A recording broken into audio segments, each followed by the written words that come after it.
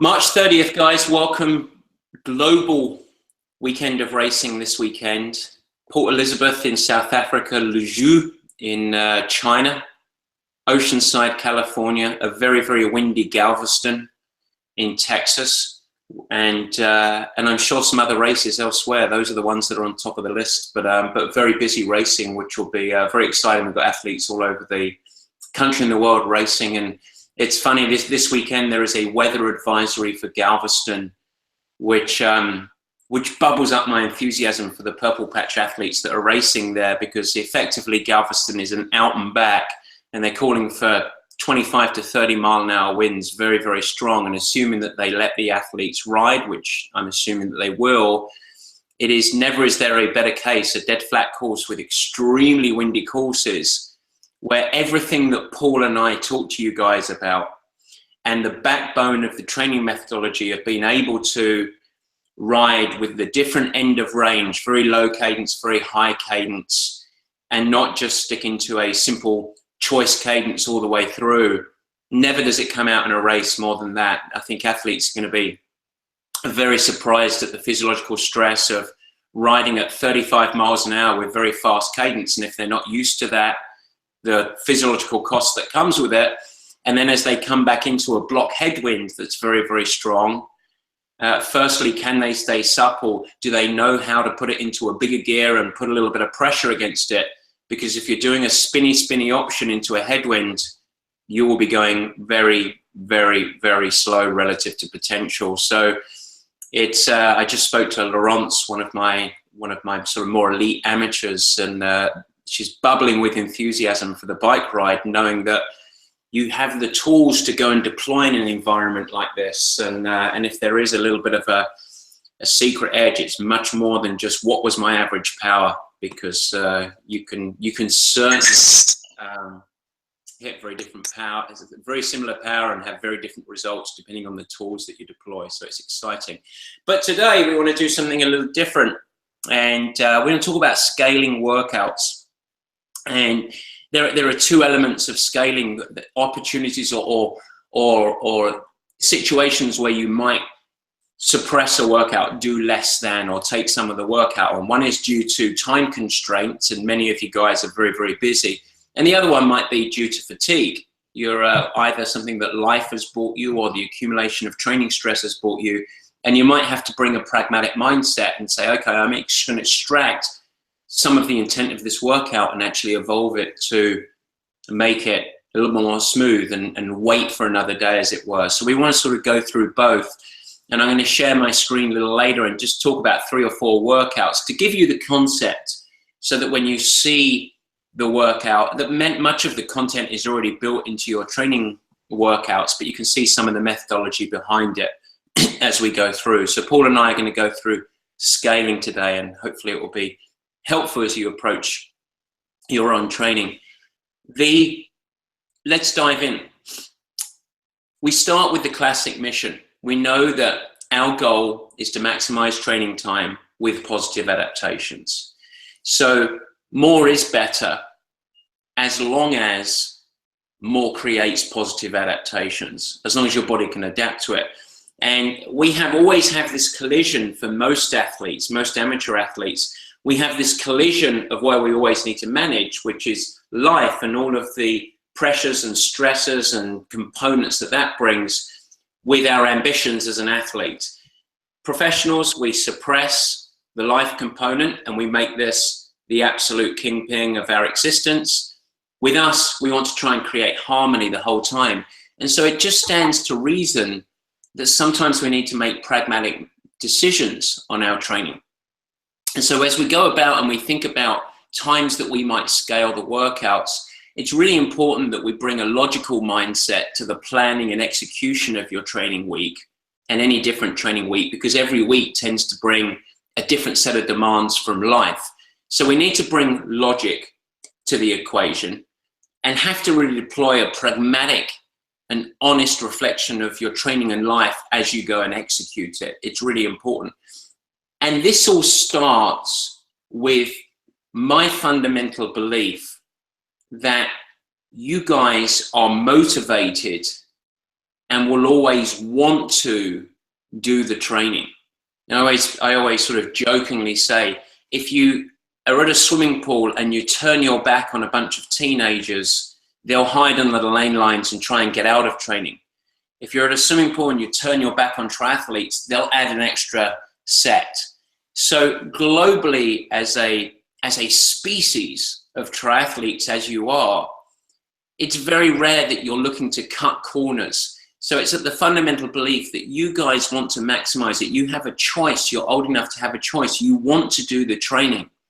And so we're not looking to cut corners. And in fact, if there's anything that's more typical, it's the lure to do more. And that becomes problematic when you've got very busy, fluctuating life demands.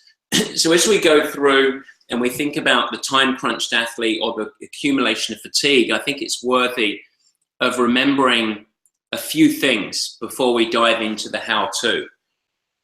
The first is, as a global concept, for any busy amateur athlete, we would much rather see you do some training really well and effectively, where you're able to be present, execute to the intent, and maintain a fabric of consistency, than we would simply have you punching the clock, going through the motions and chasing more and more hours.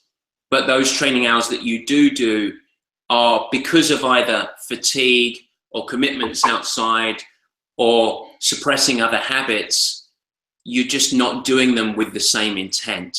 So some really well is globally better the more executed poorly. That's an important concept to believe. The second thing to realize is that doing something is nearly always better than doing nothing. So we have to approach it. This isn't, oh, I'm tired, I'm going to have a rest day. Nearly always, if there is something prescribed, it's good to do something. That's a global concept. Even if we have to scale, even if we have to change the personality or the intent of the workout, doing something globally better than not.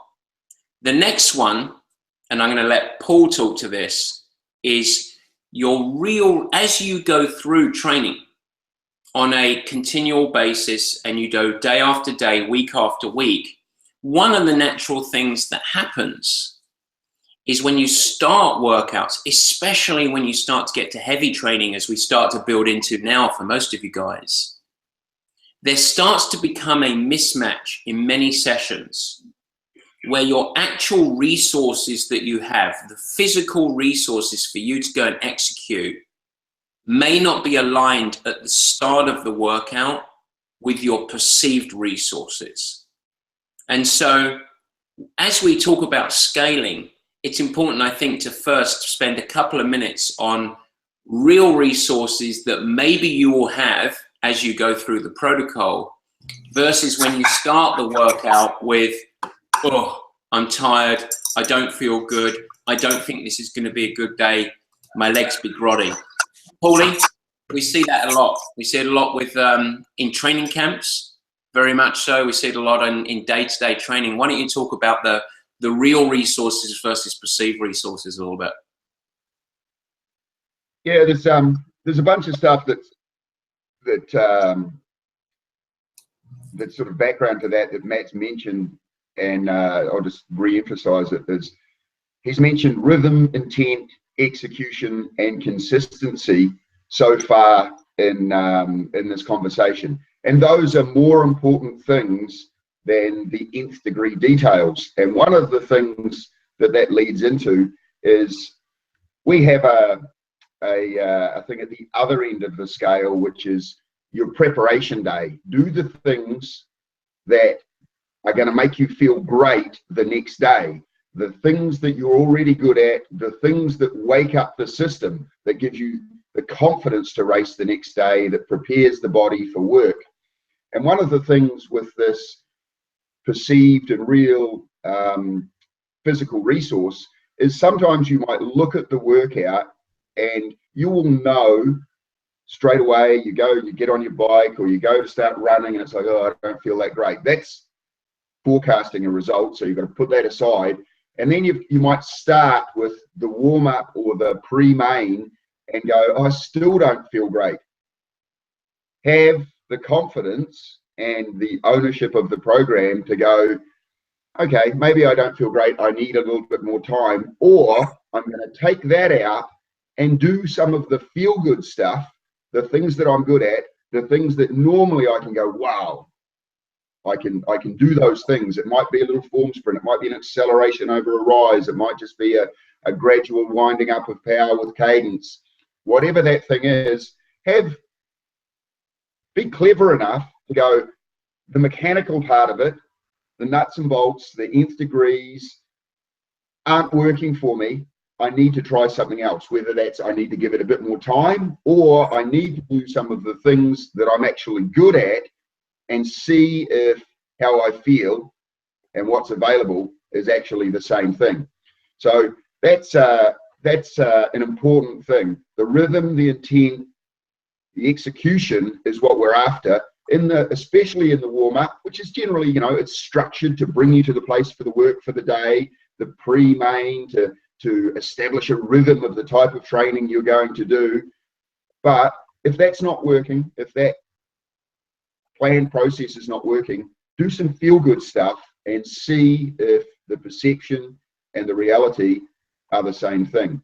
Then you get to make another decision.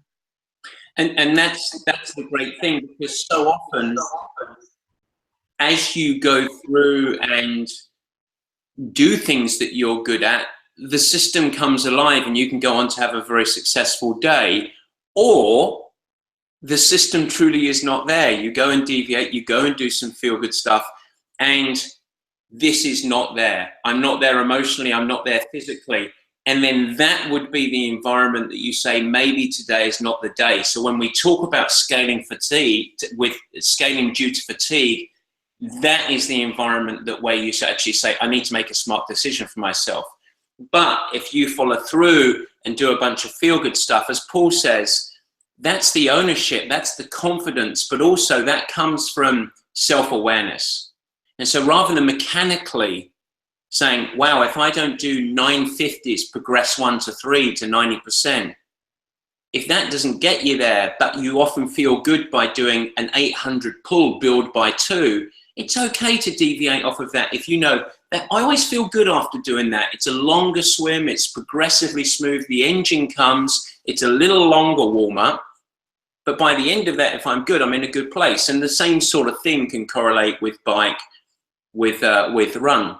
And so that self-awareness and ownership is really good. And I think it's important for us to appreciate that. And really what we're saying is the actual magic is not in the nuts and bolts. We try and give you the warm-up, always the pre-main set to bring you to the work. But there's a wide range of elements, especially on days when you're not feeling it, that you have license to do that. It can only come out of it. You can only establish ownership, confidence to try new things, and understanding of what makes you feel good if you are consistently executing with real immersion and presence in the session. So that becomes really, really important. And in fact, I think it is magnified in importance for a time-starved individual that has less training hours, because that's an optimization challenge, conversation for another day. So focus on doing things well, form over force. Don't just focus on the numbers. Immerse yourself in the session and plan your week. Try and plan your week and plan your session. Understand what we are looking for you to get out of the session. And there's a much higher likelihood that you'll be in a good place. Coming back, the last point before we sort of dive into it conceptually is echoing actually something that Paul mentioned the other day. Life happens, and he said a great thing, which is life brings you rest days, or life brings you recovery. And so often you're going to get pulled from training because of life, sickness, kids have a school function, something at work, you have to travel. Realize that that's okay. Those things happen. In the rest of the component of training, when you are looking to build great rhythm, great consistency, our battle is always going to be, your battle is always going to be to make sure that you can look for the rhythm and find it, while sometimes your typical 90-minute session, you only have 60 minutes. How do I achieve that? Or I've done 4 days in a row on the back of a heavy week last week. I'm starting to get truly fatigued, truly overstressed, truly run down. How do I actually do this so that in the big picture I can keep the rhythm and keep the intent without the last one being pushed off a cliff, where we're having to recover and pull ourselves out of training, or recovering from sickness? How do I actually pull out and stop myself from getting there? So we're going to talk about the process a little bit and go from there. You're time crunched, or you're really fatigued. So let's talk about the process. The first thing is at the macro level, when you plan your week, and I think it's a highly positive behavior at the start of the week to look ahead as much as you can and to do a little bit of forecasting. This is my week that's been prescribed. These are my typical sessions in the places and the days that I do them. What do I have that's going to be the potential obstacle? Because some of that is the framework of decision making, to say, okay, what are the key sessions of this week? What are the ones, not just, oh, one of my 2 key swim, key bikes, key runs, but what are the sessions are the ones that I really know they look like, they bubble up to the surface of being big sessions. And those are the sessions that I'm going to focus my week around, that I want to try and set myself up to do them at the time that I typically know I have good energy, that are not polluted by other sessions. And if I do have to make a time crunch decision and there's 2 sessions to do on the day, don't do the supporting session in the morning when you know that life might get very busy in the afternoon with meetings and you might get compressed, and that key session might be done under duress, under fatigue, or be compromised. Move it up in the morning and either get rid or save the supporting session for later in the day. So you want to sort of have a little bit of prioritization planning globally and set yourself up for the components. So that's the first component at the macro level. And then we get to the focus of today's meeting, which is, okay, with any individual session, how do we scale? So we'll talk about time scaling first. You're fine with energy, you're in the rhythm of training, but your typical 90-minute session, you only have 50 to 60 minutes. So the first thing we should know is that we want to maintain your overall mission when you are time crunched and you do have to shorten the session, is you want to maintain the intent and personality of the session. That's very important. And you also have to set yourself up for success. So what does that mean? You still need a warm-up. So one of the things that people often do is say, wow, I need to do 10 200s. I'm going to do a 200 easy, and then I'm just going to hit 10 200s. But if the effectiveness of those 200s are compromised because you're not warmed up, it's better to do a longer warm-up and maybe do 8 really good 200s, and we'll get there. Paul, before we dive into the details, anything specific on the time stressed or time strained scaling? No, just once again, with that ownership of the program, it's if you look at the week and you've got a busy week coming up, and that, well, some people, having a busy week coming up is not the reality. It's like every week is busy, and you know, we talk about consistency in the program, and that's consistently getting most of the program done, most of the key sessions done. So some people, it's just a reality that most weeks they're not going to get everything done. If you do make a choice of, okay, I'm going to bump that, don't bump the same session every week. Don't miss out that swim because it's like, I don't want to do that one. Make sure that the consistency will come from consistently getting most sessions in most disciplines done most weeks. So if you are making those decisions, don't go back and go, oh, that's the one I kicked out last time, and the time before, and the time before that, because that will magnify the problem with that particular session, or stifle the evolution in that particular discipline.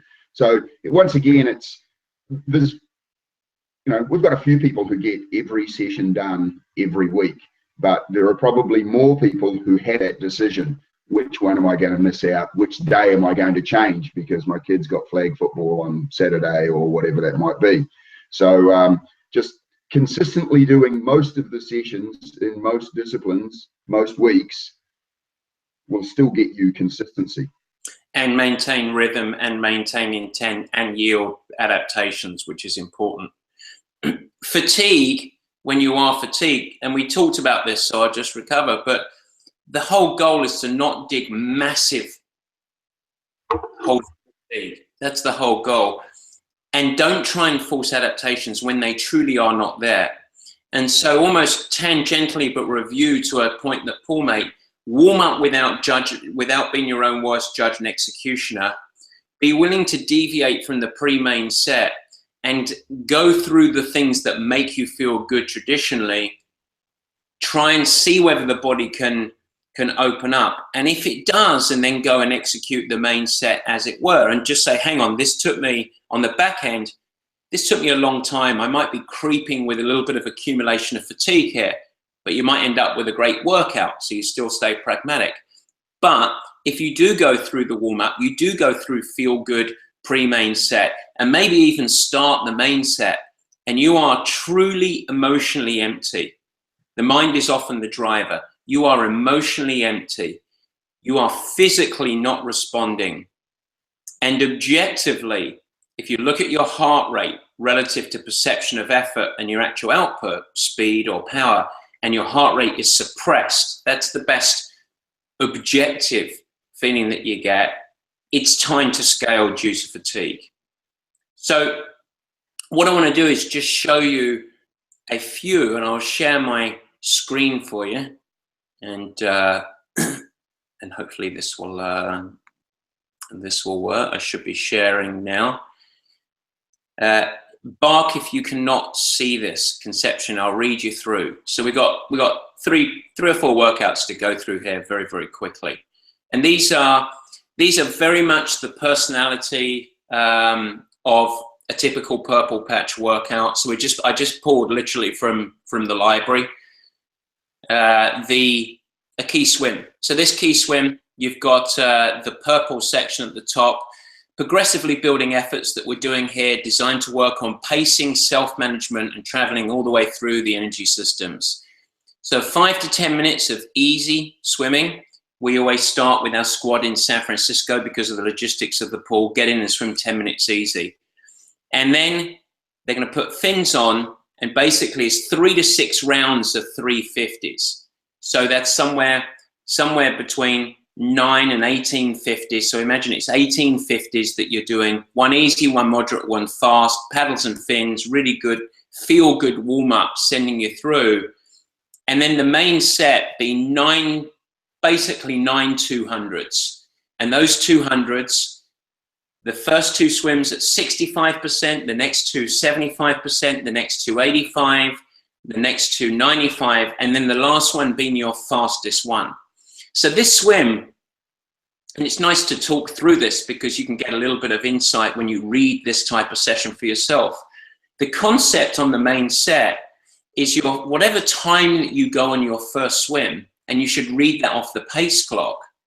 Your second swim, you want to try and replicate that time. So if you did a 200 and it took you 3 minutes, which is a pretty good standard of swimming, 130 base per 100.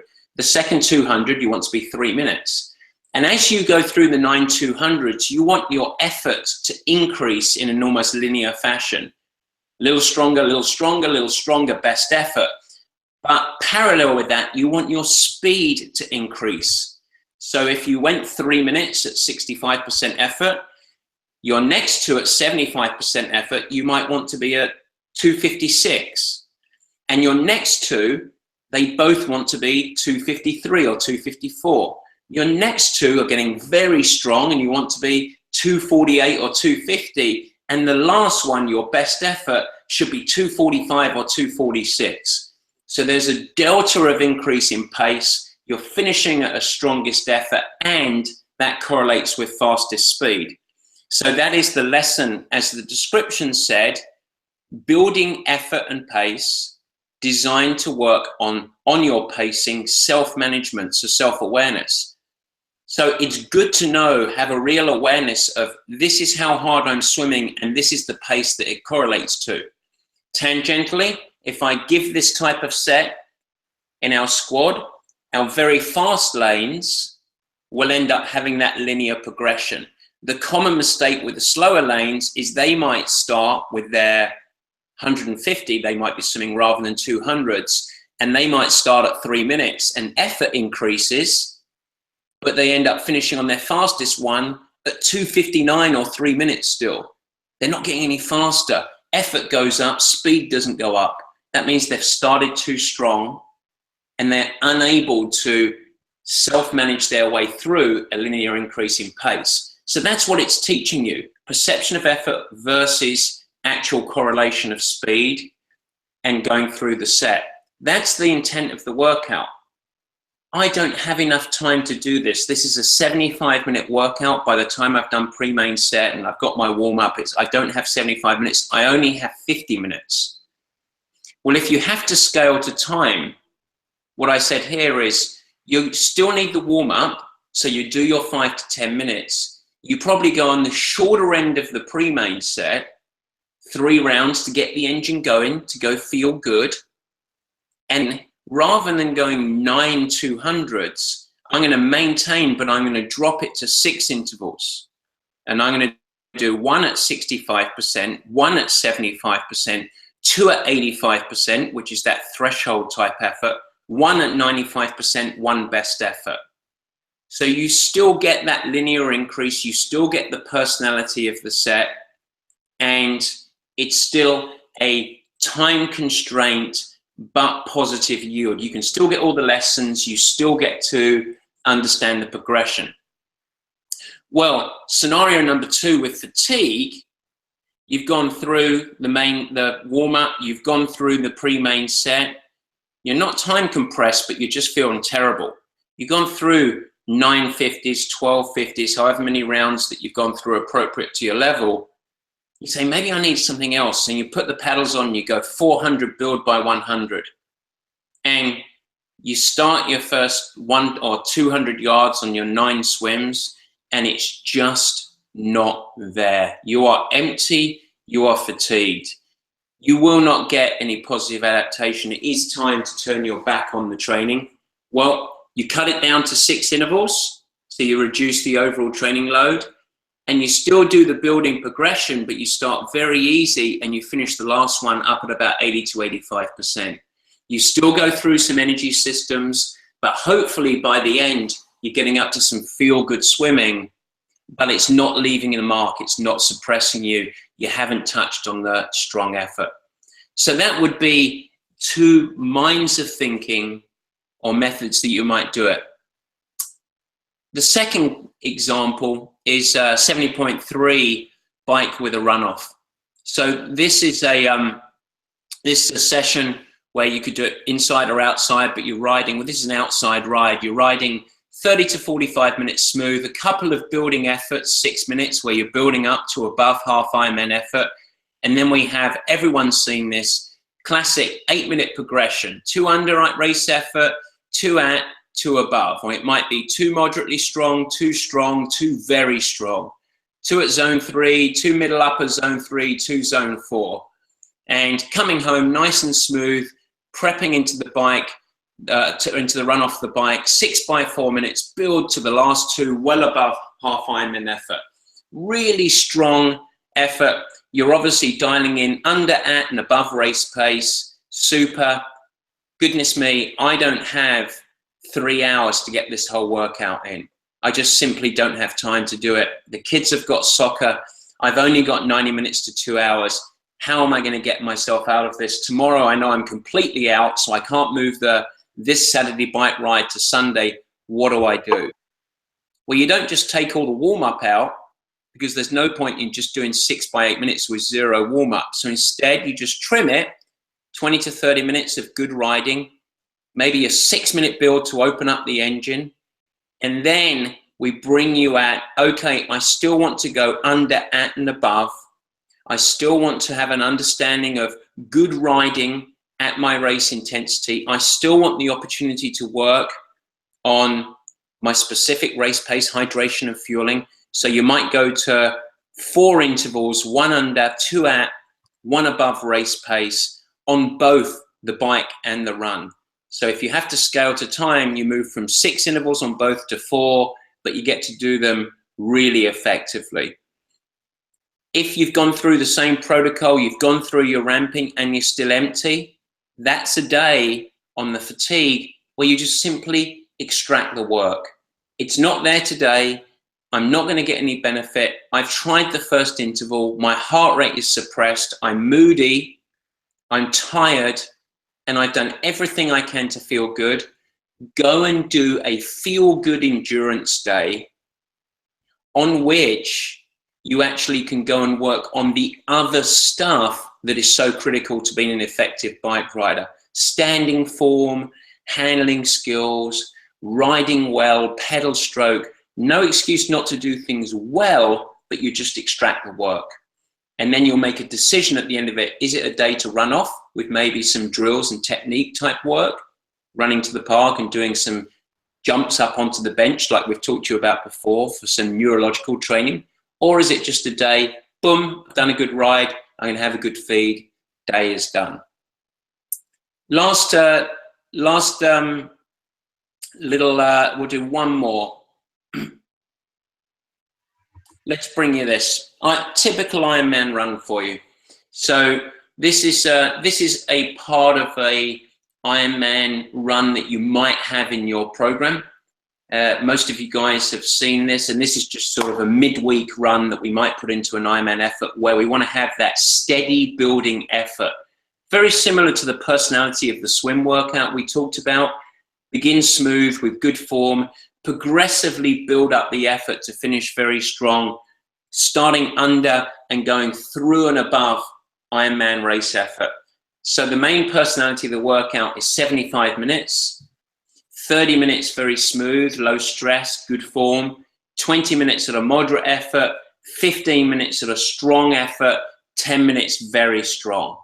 So that is starting to manage that same concept that we talked about with the swim.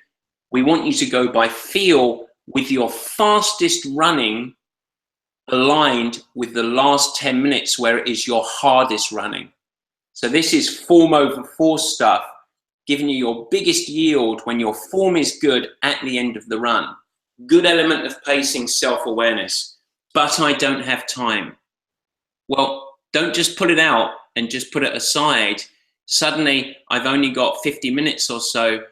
Progress the run, and rather than 30, 20, 15, 10, go the same pace and effort ramp, but go 20, 15, 10, 5. You maintain the personality, you maintain the lessons. Fatigue, I'm feeling grotty, I've gone through the protocol, it's not coming. Well, begin very easy and do a gradual ramp in effort. And if and when the system is not cooperating, you simply convert to a feel-good endurance run. And similar to the bike ride, you can change the mindset to, let's do this really well. Let's think about good form. If I'm running through a park, I can go and do some step-up stuff. I can do some strides, and I can come home feeling refreshed.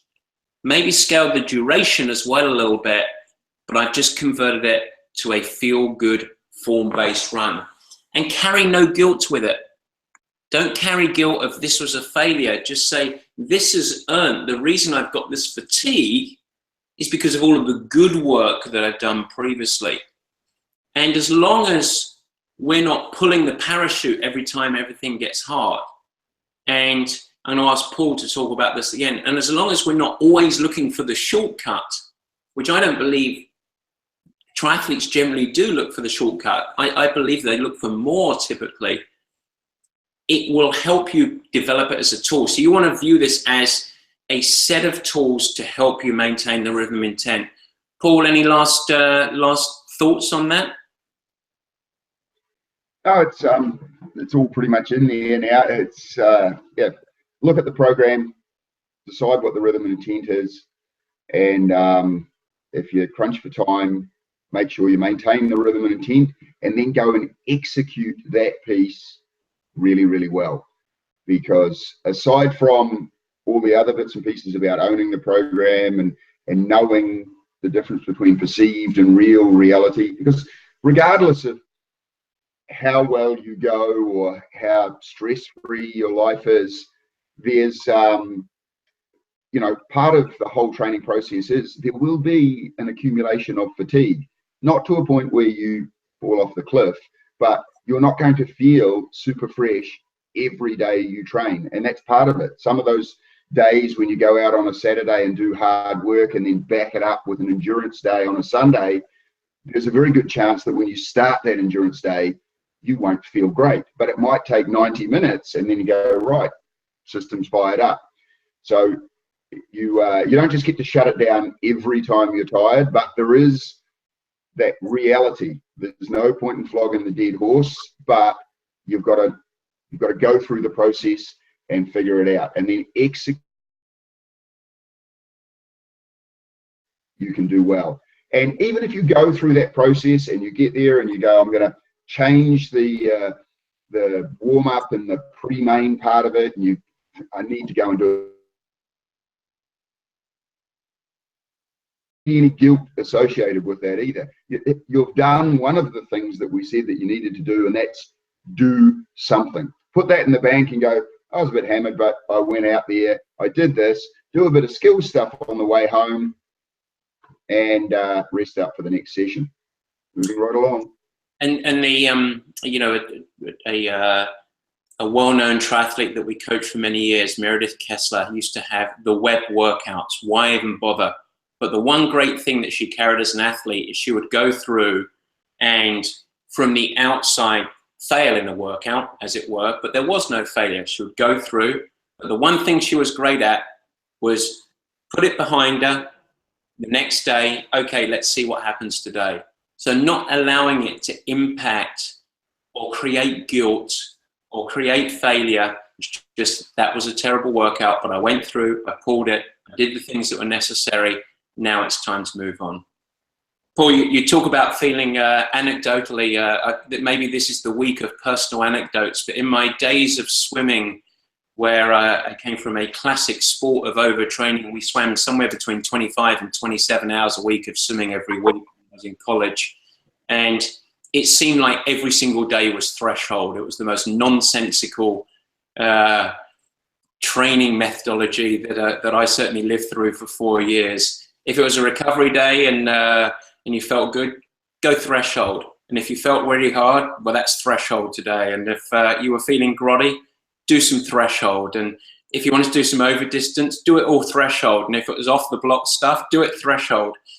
But I remember us getting so unbelievably fit that it would take me somewhere between 5,000 and 6,000 yards before I started to feel good in most workouts. And then it's like, all right, now I feel good for the last 2K. And then you finish the 7 or 8K and say, see you this afternoon. Take you another 3, 4, 5,000, then you start to feel good again. That's not a good sign if it happens every single day. I do want to point that out. So, but that's the backbone of training methodology now. We've got to be a little smarter. So we've got about 10 or 15 minutes for questions. Who should we choose as who has a pressing question on scaling or timing or anything else for that matter? If not, we're just going to pick Nancy Pansy. Your purple patch logo on. I'm just listening. No questions. All right, big mighty Tim. Congratulations. Yeah, two questions. One, love those overview descriptions. I couldn't find them on the website. Where do we get the kind of plan that also has the 2 scaling suggestions and the time intent? The scaling suggestions are not in your program yet, and those 3 workouts that I pulled are actually from the upcoming book called Fast Track Triathlete, coming out in September. But as we refine and redo our plan, we are going to have scaling suggestions in all of your workouts. Yeah, so it's both scaling suggestions as well as the time intent, because you left out a third reason to scale, which is you're slower than the average bear and the workout would just take too long executed as written. The vast majority of workouts that you get right now, though, have that same language of 150 to 250 or 9 to 1850s, etc., etc. So many of the workouts are there. Firstly, the bike rides are always in time and the run is always in time. So that gives you to govern it. We have built in scalability so far as opportunity for different distances relative, and that's typically if you see 9 times 300 to 400. If you were a Scott's level swimmer, he would be doing 400. But if you were swimming at 210 per 100, you would be swimming 300, sort of thing. That's the mindset that most people are. But yes, the next step or refinement that we'd like to do is go through every one of our workouts and have scalability in them. But that's something you can do overnight, unless you can hire all of your office that are playing from work and have them do it for us. So a year and a half in, I think I intuitively get the intent and the duration, but it's taken a while to kind of guess. It's mostly on the swim, which is where I'm the slowest compared to kind of how the plans are written. But you're getting faster. Second quick question, the Lumo keeps telling me that I am braking a lot. Should I ignore it and just listen to Michael O for form suggestions, or does that technology actually uncover some kind of hidden insight that is actionable? I don't know. Okay. Keep pondering. Yeah. I throw it on, I watch it. It tells me that I'm braking, and of all the metrics, that's the one that bothers me because I don't want to slow down in every step. That would be a bummer. Yeah, I think it's very interesting technology. Yeah. Paul, have you got any thoughts on it? Haven't seen athletes using it enough to have a really good idea of what the reality and the technology, whether there is a disconnect or how to use the information provided based on what I see, because I haven't seen enough. Same as me so far. It's very interesting. I'm on their advisory board, but I haven't used it that much yet. Okay. Yeah. Super Scotty. Not much for me. I can, I guess, echo what you were saying there. Is I found, particularly as I age and as sort of my training load has ramped up, that most workouts I will go into not feeling great and sort of, I would say, suffer through the warm up. You know, definitely it takes me 10 or 15 minutes to get to that point, and then, you know, either in the swim, just take a break at the wall as you explain the workout, or on a run, just take a 30 second to a minute walk break, just something to sort of reset, and then it's like I can go off, have a great workout after that. But definitely there's, you know, just takes the time to get things moving again. And we also have to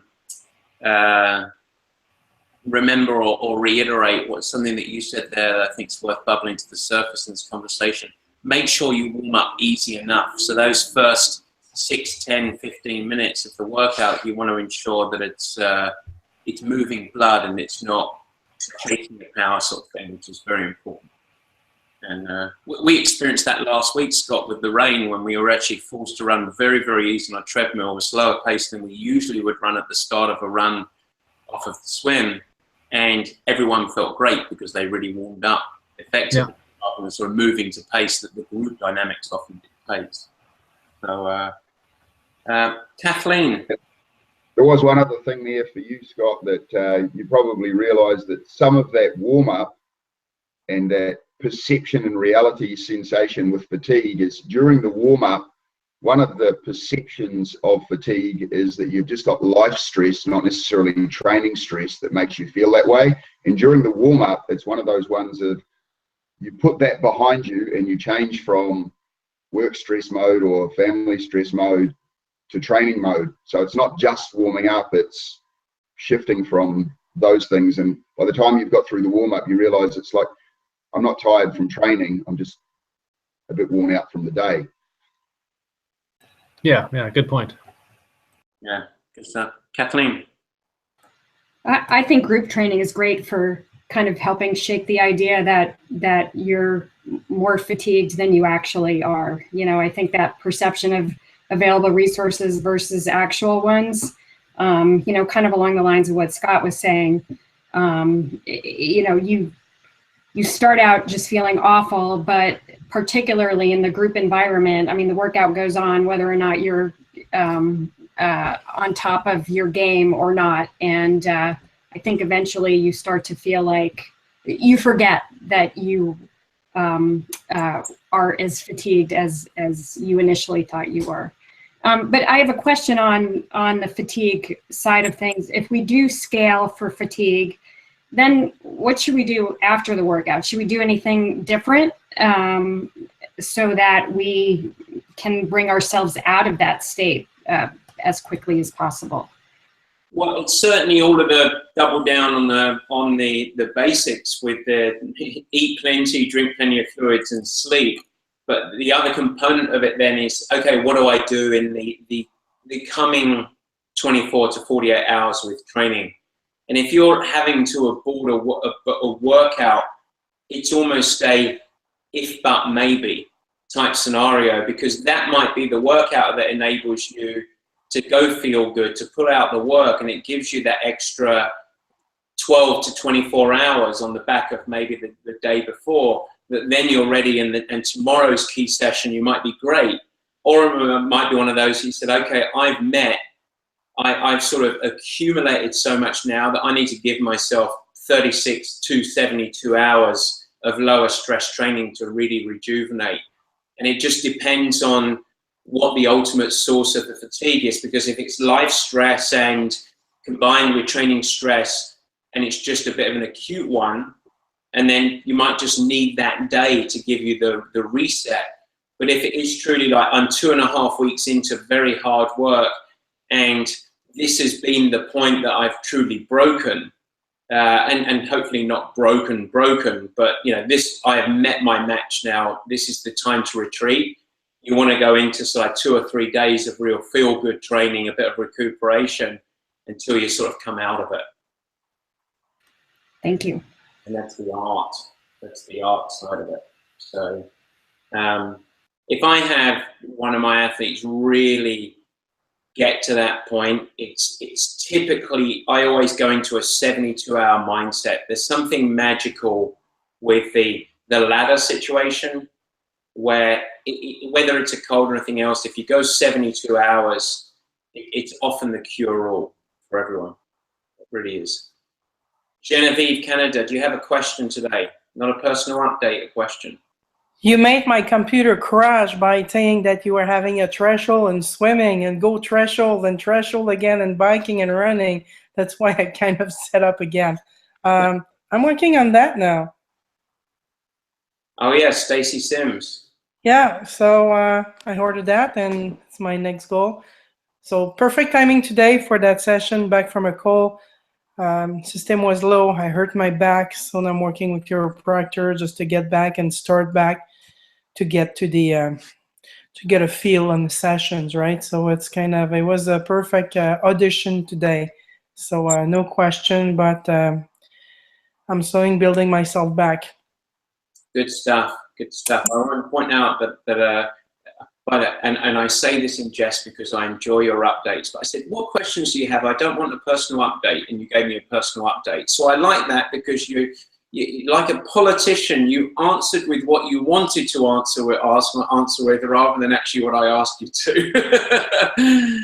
But I don't get paid big bucks like politicians, though. That's very true. So, although I still remember down here your Prime Minister's great handshake of Donald Trump, where you came in, I don't think anyone saw that, but he was came in with dominance, and he equaled Donald Trump's handshake, but we won't go down that road today. Ali, let's go with a question for your sister. Well done at your Olympic distance.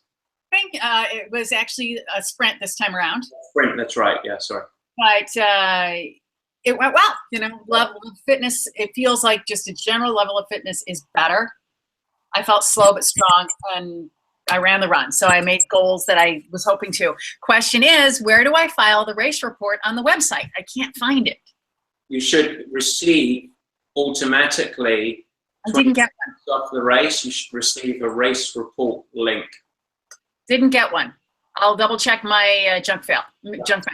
It comes in automatically. That's it comes in as a form to fill out afterwards. Okay, thanks. That's it. 10:30. Good session, guys. Best of luck to everyone racing this weekend. Oceanside, Luzhu, China, South Africa, Galveston. Pros racing this weekend. Jesse Thomas in China. Sarah Piano in China. Melindy Elmore in Oceanside. Drew Scott after a bike crash this week. Trying to get through South Africa.